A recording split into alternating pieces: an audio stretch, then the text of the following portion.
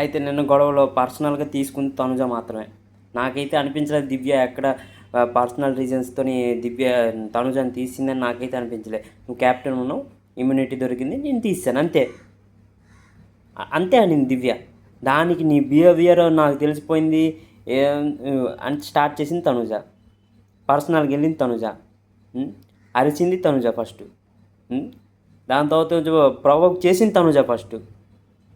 ఇక్కడ అన్నీ తనుజ చేస్తే దివ్యకి ఎందుకు తిడుతున్నారు నాకు అర్థం కావట్లే. చూడండి, నేను ఒకటే చెప్తా. కిందటిసారి పల్లవి ప్రశాంత్ బిగ్ బాస్ హౌస్లో ఉన్నప్పుడు vote for Pallavi Prashanth, vote for Pallavi Prashanth అన్నారు.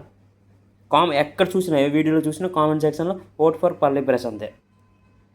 ఎప్పుడైతే హౌస్ నుంచి వచ్చాడో, హౌస్ నుంచి బయటకు వచ్చాడో విన్ అయ్యి, మమ్మల్ని అందరిని పిచ్చోని చేసి విన్ అయిపోయాడు. అసలు పల్లవి ప్రశాంత్ ఎవడో కూడా పట్టించుకోలే, తిడుతూనే ఉన్నారనమాట. హౌస్లో ఉన్నప్పుడు పిఆర్ టీం మాత్రం గట్టిగా పాడింది. హౌస్ నుంచి బయటికి వెళ్ళిపోయి పిఆర్ టీం మొత్తం కనబడలే, వాళ్ళ సపోర్టర్సే కనబడ్డారు. ఇమాన్యుయల్ విన్ అవ్వాలి అంటారు ఇప్పుడు. తనుజకి ఇప్పుడు కామెంట్ సెక్షన్లో తనుజ విన్నర్ అంటున్నారు పిఆర్ టీము.